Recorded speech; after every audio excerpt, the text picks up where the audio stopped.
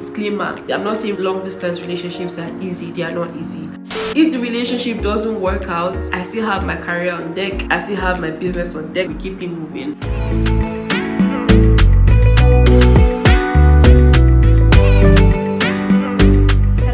Welcome back to my channel. If you're new here, please do not forget to hit the subscribe button, like this video, and as usual, share it to your friends and your loved ones. My name is Obsy. Thanks for tuning in. So in this video, I'm going to be talking about something that I obviously haven't spoken about on my channel.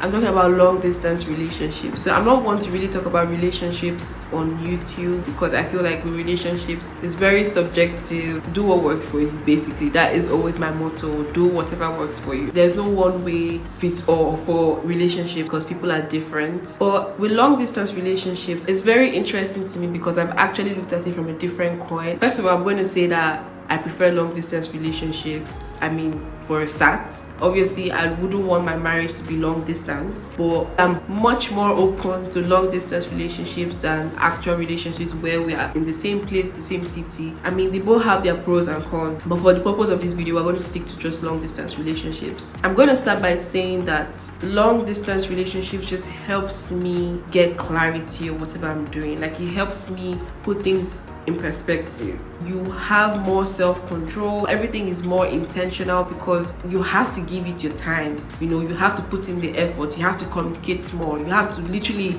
be intentional about everything that you're doing because it's really not easy. For a long distance relationship to work, you need to put in the effort. So that's my point one. To maintain a long distance relationship, you need to put in the effort. Like I said, it gives me clarity on if this is somebody I really or genuinely want to be with, if this is somebody that is good for me, if this person is actually putting in the effort that I require. It takes two to tango, so I need to see that the effort is also coming from you as it's coming from me as well. It's not one-sided. You have to be willing. You shouldn't see it as a chore. You shouldn't see it as something that is forceful. Everything has to be organic. It has to come from within, so don't force it. Just make sure that the other party is willing to listen to you, is willing to give you that time that you deserve, the attention that you deserve. Especially if you're even dating someone that there's time difference. It's very difficult, but both of you have to be willing to put in the effort. In order to maintain a long distance relationship, I think that it's also important to give yourself gifts that will help solidify your memories of each other. Meaningful gifts. I'm not saying like just anyhow gift. For me, that I love fragrance, for instance, I would like to use fragrance as a form of memory. Anytime you smell this fragrance, it will always take you back to when the person was around, when your spouse was around, what you guys did at that moment, that period. You use it to mark a milestone in your life. There are so many other types of meaningful gifts, objects with pictures in them, rings, earring, fridge magnet that you can put your partner's pictures. Meaningful gifts that will actually help you remember something that actually adds value. It doesn't have to be very expensive. Another reason why I like long distance relationships because it actually helps you develop yourself as well. It gives you time to yourself. Sometimes when you're with your partner, you want to always be around them. It's normal, right? The thing is, when you're with your partner, you always want to be around them, so you do not have time for yourself. Your partner doesn't have time for yourself because you just get to the point where you're just always attached. So you find yourself procrastinating a lot of things, procrastinating your career, procrastinating your business, procrastinating things that actually are important. I'm not saying that it's bad, but it gets bad if you lose yourself in the process. But with long distance, you give them time to do their own thing. I have time to do my own thing, and at the end of the day we come back and then we have a rundown of how our day went. It kind of makes me look forward to the end of the day because I get to talk to someone that I genuinely care about. But then I've also achieved something. I've been productive that day. I've worked on my business, I've worked on my career, I've worked on things that are also important to me as well. If the relationship doesn't work out, I still have my career on deck, I still have my business on deck, I still have everything else that matters to me is not affected by the relationship that did not work out. And also, if the relationship matters to you, honestly, distance doesn't matter. Like, don't push somebody away just because the person is very far. I mean, at the end of the day, you need to know yourself and know if long distance is for you, if it's something that you would not mind going into, if you know that you can actually survive. Not everybody can survive, especially if your love language is physical touch. You would want that person to be around you, to touch you, to hold you. So again, you still have have to know yourself. I am saying, like, if you're not sure,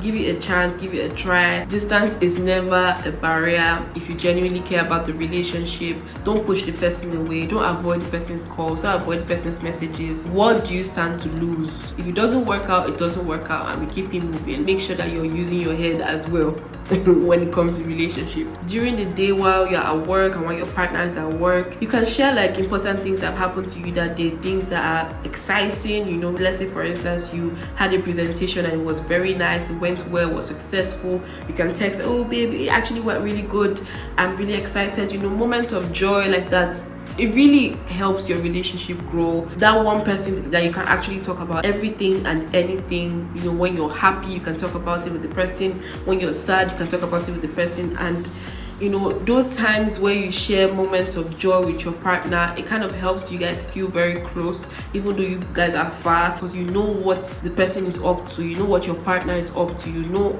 how their day is going. So it doesn't even feel like you're far away. I think this kind of thing can actually help maintain a long distance relationship. You need to also learn about the time zones of your partner. Say for instance your partner is in America and you're in Nigeria. Obviously there's 6 hours time difference, or is it 7 hours, I don't know. So you need to learn about the time zones. Like I said, it's an intentional process, it's an intentional effort, and prioritize your time for your partner. It's one of the most important things. If you say okay, you have to talk to your partner in the evening, if you know you cannot make it, or something came up, you have to go out, or you have to meet up with somebody else, text, communicate. Communication is like the main thing with long distance. Like, you need to communicate, because how else can you build trust? It's very important to build trust with your partner during long distance, because the person is not there. So how else can the person actually take your word for it?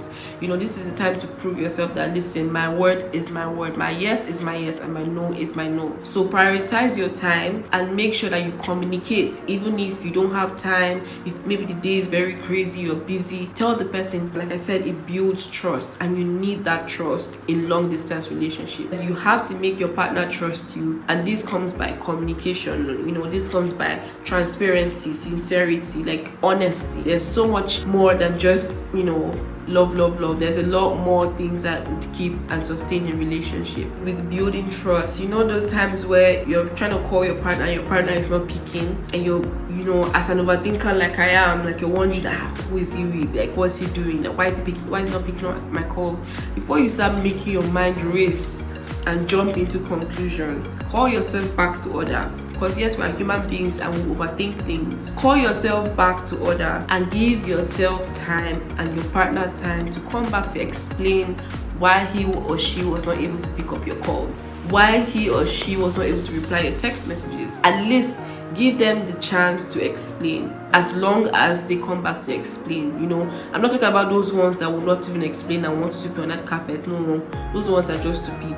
I'm talking about the ones that genuinely care about your time and understand that you will be worried, because it's normal. I mean, you don't even know if they're dead, you don't even know if they've had an accident. It's just important to, you know, talk about these things. So give them time to communicate to you what happened, you know, and especially if it's not a regular thing that happens. Give it time. You need patience with long distance relationship as well. Like, you need a lot of patience. If you can survive long distance relationship, I feel like you may be able to survive when you guys come together. You'd have learned how to communicate, you'd have learned how to resolve conflicts, you'd have learned how to trust your partner, you'd have learned how to be honest with your partner, you'd have learned a lot of things. You'd have learned self-control, discipline, because you know when you're with the person, things can tend to escalate quickly, like, you know, sexually. Those things can cloud your judgment about the person. With long distance relationships, it kind of puts a barrier for that to happen. So then you start thinking with your head.